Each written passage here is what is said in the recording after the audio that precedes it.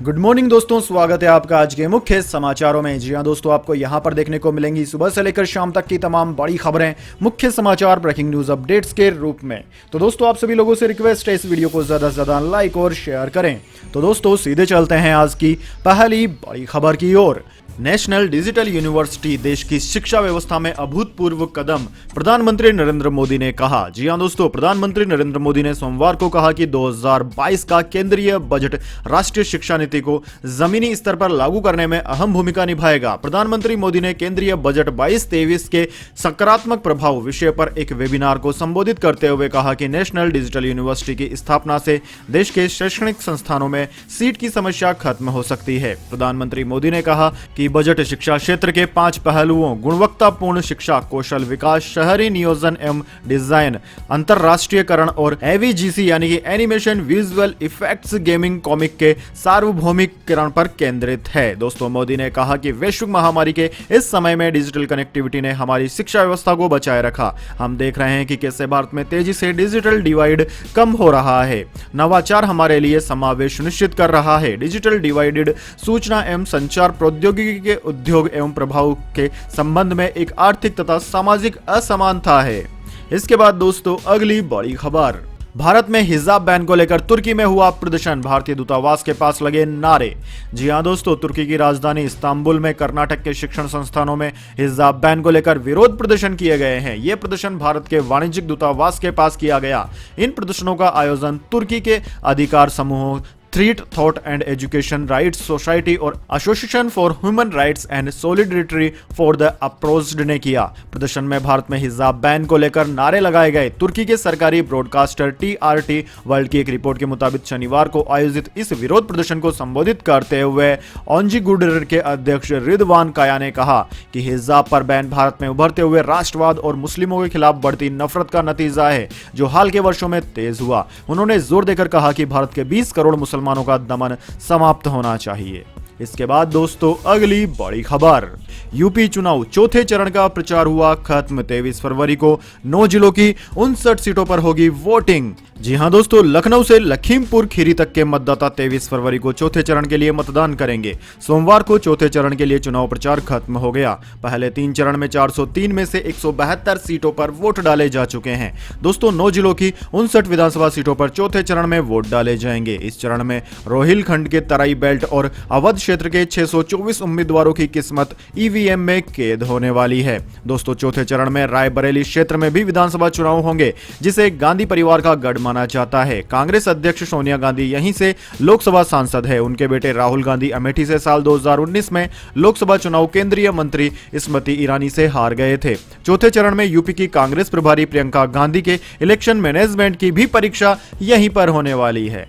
इसके बाद दोस्तों, अगली बड़ी खबर। कर्नाटक हिजाब विवाद, सरकार ने हाईकोर्ट से कहा हिजाब बैन नहीं किया, तय यूनिफॉर्म पहनने को कहा। मंगलवार को फिर होगी सुनवाई। जी हां दोस्तों, कर्नाटक में हिजाब विवाद को लेकर हाईकोर्ट में आज भी जोरदार बहस हुई, लेकिन मामले पर आज भी फैसला नहीं हो सका। अब आगे की सुनवाई मंगलवार को है, यानी कि आज है। दोस्तों, आपकी जानकारी के लिए बता दें, मामले की सुनवाई 3 जजों की बेंच कर रही है। सुनवाई के दौरान एडवोकेट जनरल ने कोर्ट में कहा कि याचिकाकर्ताओं ने स्कूल और कॉलेज में हिजाब पहनने की अनुमति मांगी है। उनका कहना है कि इस्लाम धर्म का पालन करने वाली प्रत्येक महिला को हिजाब पहनना आवश्यक है, जबकि वे चाहते हैं कि हर मुस्लिम महिला को बांध सके। आज मामले की सुनवाई शुरू करते हुए कर्नाटक उच्च न्यायालय ने एडवोकेट जनरल से पूछा कि क्या संस्थाओं में हिजाब पहनने की अनुमति दी जा सकती है या नहीं। इस पर एजी ने जवाब दिया कि सरकार का आदेश इस संबंध में निर्णय लेने की जिम्मेदारी संस्थानों पर छोड़ देता है। एजी ने कहा कि सरकार का आदेश संस्थानों को ड्रेस तय करने की स्वतंत्रता देता है। कर्नाटक शिक्षा अधिनियम की प्रस्तावना धर्मनिरपेक्ष वातावरण को बढ़ावा देना है। उनका कहना है कि राज्य का रुख यह है कि किसी भी धार्मिक पहचान वाले कपड़े को स्कूल में नहीं पहनना चाहिए। वैसे दोस्तों, इस बारे में आपके क्या ख्याल है? कमेंट में अपनी राय जरूर दीजिए। स्कूल शिक्षा प्राप्त करने के लिए होता है या फिर अपने धर्म का प्रचार करने के लिए? कमेंट में जरूर बताएं। इसके बाद दोस्तों, अगली बड़ी खबर। कोरोना से लड़ाई में भारत को मिला एक और हथियार। 12 से 18 साल वालों के लिए डीसीजीआई ने दी कोर्बेवैक्स वैक्सीन को मंजूरी। जी हां दोस्तों, कोरोना से लड़ाई में अब भारत को एक और हथियार मिल गया है। Drugs controller general of India ने 12 से 18 साल तक के बच्चों के लिए बायोलॉजिकली ई कोरोना वैक्सीन कोर्बेवैक्स को फाइनल अप्रूवल दे दिया है। कोर्बेवैक्स वैक्सीन को मांसपेशियों के जरिए शरीर में पहुंचाया जाएगा और 28 दिनों के भीतर 2 खुराक लेनी होगी। दोस्तों, इस टीके की स्टोरेज 2 से 8 डिग्री सेल्सियस पर की जाएगी। इससे पहले दोस्तों 14 फरवरी को DGCA की एक्सपर्ट कमेटी ने कुछ शर्तों के साथ बायोलॉजिकल ई के कोविड-19 के टीके कोर्बेवैक्स का आपात इस्तेमाल करने की मंजूरी देने की अनुशंसा की थी। दोस्तों, नीति आयोग के सदस्य VK पाल ने कहा था कि टीकाकरण की अतिरिक्त जरूरत और इसके लिए और अधिक आबादी को शामिल करने की समीक्षा नियमित तौर पर की जाती है। DGCI ने पहले कोर्बेवैक्स को अपनी मंजूरी 28 दिसंबर को सीमित आधार पर आपात स्थिति के लिए दी थी। यह भारत में ही कोविड-19 के खिलाफ विकसित RBD आधारित टीका है। यानी कि दोस्तों, छोटे बच्चों के लिए एक और टीका आ गया है। इसके बाद दोस्तों अगली बड़ी खबर, बेटा सो जा नहीं तो केजरीवाल आ जाएगा। शोले फिल्म के डायलॉग से अरविंद केजरीवाल ने साधा निशाना। जी हां दोस्तों, पंजाब विधानसभा चुनाव के बीच आम आदमी पार्टी संयोजक अरविंद केजरीवाल पर खालिस्तानी समर्थक होने के आरोप लगाए गए थे। इसके बाद से लगातार केजरीवाल विरोधियों पर पलटवार कर रहे हैं। लखनऊ में सोमवार को एक चुनावी जनसभा में केजरीवाल ने शोले फिल्म के मशहूर डायलॉग से विरोधियों को निशाने पर लिया। केजरीवाल ने कहा कि आतंकवादी 2 तरह के होते हैं, एक वो जो जनता को डराता है और दूसरा वो जो भ्रष्टाचारियों को डराता है। उन्होंने कहा कि केजरीवाल वो आतंकवादी है जो भ्रष्टाचारियों को डराता है। अरविंद केजरीवाल ने आगे कहा कि शोले फिल्म में डायलॉग है ना कि जब 100 मील दूर बच्चा भ्रष्टाचार करता है तो माँ कहती है बेटा सो जा नहीं तो केजरीवाल आ जाएगा। इससे पहले दोस्तों उनके ऊपर लगे आरोपों का जवाब देते हुए केजरीवाल ने कहा था कि जिस व्यक्ति को वे आतंकवादी कह रहे हैं उसने दिल्ली के सरकारी स्कूलों में 12,340 स्मार्ट कक्षाएं बनाई है। केजरीवाल ने कहा कि देश के सभी भ्रष्ट लोग उनके खिलाफ एकजुट हो गए हैं। इसके बाद दोस्तों अगली बड़ी खबर, चीन के कर्ज जाल में फंसा श्रीलंका, अब भारत से बढ़ा रहा करीबियां। 2.50 अरब डॉलर की मिली मदद। जी हां दोस्तों, चीन की तरफ से 4.50 अरब डॉलर के कर्ज को चुकाने से राहत नहीं मिलने से श्रीलंका आर्थिक संकट में फंसता आ रहा है। साल भर पहले श्रीलंका का विदेशी मुद्रा भंडार 5 अरब डॉलर से ज्यादा हुआ करता था और यह अब 1 अरब डॉलर तक आ चुका है। डॉलर का भाव 200 श्रीलंकाई रुपए से भी ज्यादा हो गया है। एक तो सामान की कीमतें पहले ही आसमान पर है और दूसरे उसको खरीदने के लिए भी दुकानों से बाहर लंबी कतारें लगानी पड़ रही है।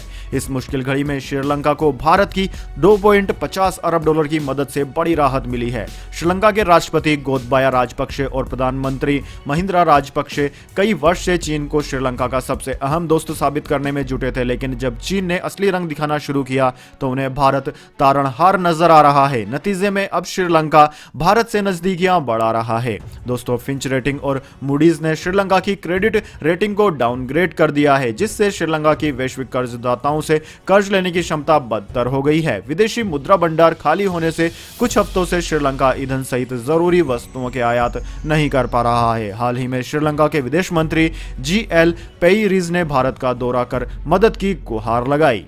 इसके बाद दोस्तों अगली बड़ी खबर, Dada Saheb Phalke international award, south के सुपरस्टार अल्लू अर्जुन की Pushpa film of the year, Ranveer Singh best actor, Kriti Sanon best actress. जी हां दोस्तों, साल 2022 के Dada Saheb Phalke international film festival रविवार को मुंबई में आयोजित हुए। इसमें दक्षिण भारत के सुपरस्टार अल्लू अर्जुन की blockbuster hit Pushpa the rising को फिल्म ऑफ द ईयर चुना गया। वहीं रणवीर सिंह को भारतीय क्रिकेट टीम के वर्ल्ड कप जीतने पर बनी फिल्म 83 के लिए बेस्ट एक्टर का अवार्ड दिया गया। दोस्तों, एक्ट्रेस कृति सेनन को फिल्म मिमी के लिए बेस्ट एक्ट्रेस चुना गया। दादा Saheb Phalke international film festival में राधिका मदान, रवीना टंडन, मनोज वाजपेयी, आहान सेठी, कियारा आडवाणी और सिद्धार्थ मल्होत्रा को भी अलग अलग अवार्ड दिए गए। इसके बाद दोस्तों अगली बड़ी खबर, तालिबान ने कांधार चेक पॉइंट पर की गोलीबारी, महिला की मौत, 2 हुए घायल। जी हां दोस्तों, अफगानिस्तान में तालिबान के क्रूर शासन में एक और हिंसक घटना हुई है। यहां तालिबानी लड़कों ने एक चेक पॉइंट पर भीषण गोलीबारी की जिसमें एक महिला की मौत हो गई और अन्य घायल हुए। मीडिया रिपोर्ट्स में सूत्रों के हवाले से बताया गया है कि तालिबान ने एक रिक्शा पर गोलीबारी की जो कथित तौर पर चेक पॉइंट पर नहीं रुका था। तीनों पीड़ित महिलाएं घर का सामान लेने के लिए बाहर निकली थी, लेकिन शनिवार की शाम उन पर गोलियों की बौछार कर दी गई। घटना के बाद पीड़ित महिलाओं के परिवार ने काफी विरोध प्रदर्शन किया। वह उसके शव को गवर्नर ऑफिस के बाहर लेकर बैठ गए। मृतक महिला के शव को गलियों से होते हुए ताबूत में लेकर आए स्थानीय लोगों ने प्रशासन से न्याय की मांग की।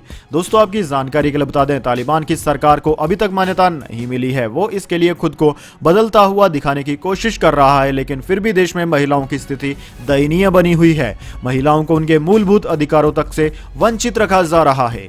इसके बाद दोस्तों, अगली बड़ी खबर, टी20 सीरीज के लिए श्रीलंकाई टीम का ऐलान। भारतीय शेरों के सामने टिकेंगे यह खिलाड़ी। जी हां दोस्तों, भारतीय टीम को 3 मैचों की टी20 सीरीज में अब श्रीलंका का सामना करना है। टीम इंडिया इस वक्त आत्मविश्वास से भरी हुई है, क्योंकि हाल ही में रोहित शर्मा की टीम ने वेस्टइंडीज को लगातार 2 सीरीज हराई है। लेकिन श्रीलंकाई टीम से भारत को कड़ी चुनौती मिल सकती है। दोस्तों, इसी बीच श्रीलंकाई बोर्ड ने टी20 सीरीज के लिए अपनी टीम की घोषणा भी कर दी है।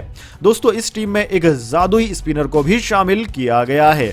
भारत के खिलाफ 3 मैचों की टी20 अंतरराष्ट्रीय सीरीज के लिए सोमवार को घोषित श्रीलंका की 18 सदस्यीय टीम में ऑफ स्पिनर आशियान डैनियल इकलौते नए खिलाड़ी हैं। ऑलराउंडर दासुका शनाका को इस टीम का कप्तान बनाया गया है, जो काफी हद तक ऑस्ट्रेलिया दौरे पर 5 मैचों की सीरीज खेलने वाली टीम की तरह ही है।